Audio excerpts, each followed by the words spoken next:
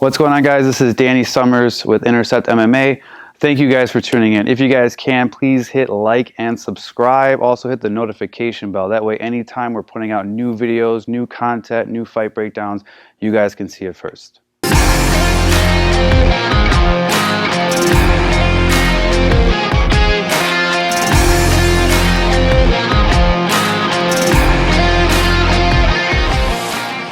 What's going on, guys? Coach Danny here with Coach Anna. What we're going to be going over now is the difference between our rear uppercuts. Sometimes when we fire the uppercut, we have to kind of keep it in check hook, right? So depending on which hand is being thrown at us can sometimes dictate whether it's more my head's on one side versus my head on the other.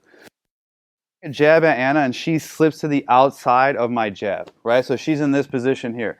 There's no threat of a left hook. I just took my own hand out of the equation by firing my jab. So with her head on this side, she can keep her head over here and she can just rotate and bring that uppercut right through that line. So again, if I fire, she slips right through my armpit, she's firing the uppercut. Now on the flip side, let's say I do start with at her, I throw a hook at her and she covers. From here, now she's going to rotate that right shoulder in front. And notice that her head is no longer out here.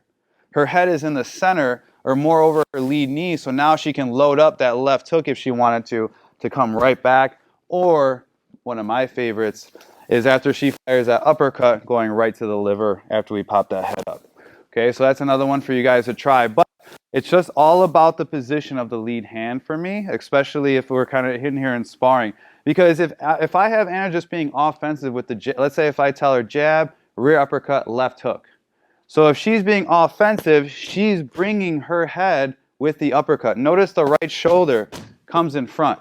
Right? She's bringing everything together.